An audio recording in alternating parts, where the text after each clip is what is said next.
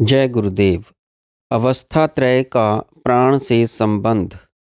चौथे प्रश्न में सौर्यायणी गार्ग्य ने पूछा, भगवन, इस शरीर में कौन सोते हैं, कौन जागते हैं?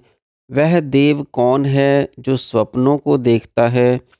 सुख किसे होता है और किस में सब प्रतिष्ठित हैं? इस प्रश्न में जागरण, स्वपन और सुषुप्ति का विज्ञान है।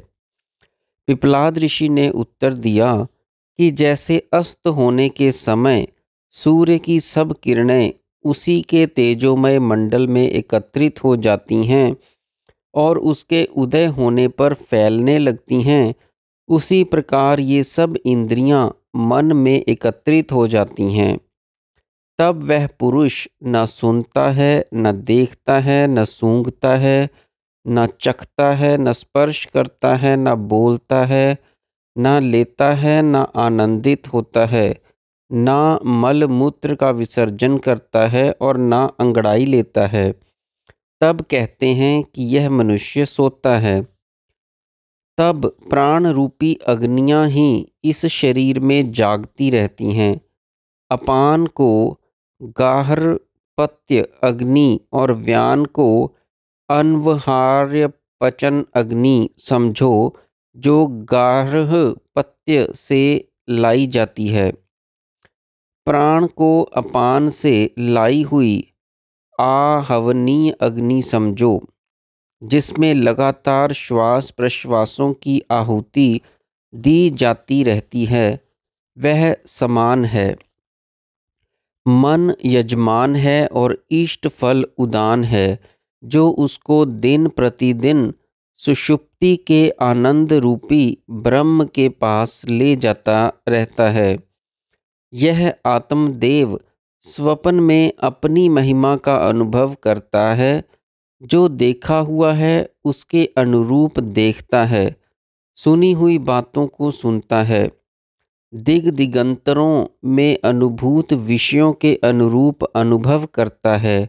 दृष्ट और अदृष्ट, श्रुत और अश्रुत, अनुभूत और अनअनुभूत, सत्य और असत्य सब कुछ देखता है।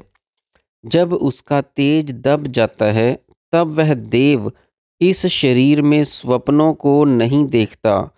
तब वह आनंद का अनुभव करता है। जैसे पक्षी वृक्षों पर बसेरा लेते हैं, उसी प्रकार ये सब अर्थात पृथ्वी और उसकी तन्मात्रा गंध, जल और उसकी तन्मात्रा रस, तेज और उसकी तन्मात्रा रूप, वायु और उसकी तन्मात्रा स्पर्श, आकाश और उसकी तन्मात्रा शब्द, चक्षु और देखना, श्रोत्र और सुनना, प्राण और सूंघना, रसेंद्रिय और चखना, त्वचा और छूना, वाणी और बोलना, हाथ और पकड़ना, उपस्थ और उसका रति आनंद, गुदा और उसकी विसर्जन शक्ति, पैर और चलना, मन और मनन, बुद्धि और उसका बोध, अहंकार और अहंकृति, चित्त और उसकी चेतना, तेज और उसके स्वपन रूप विषय, प्राण और उसकी विधारण क्रिया, सब आत्मा में बसेरा जला लेते हैं।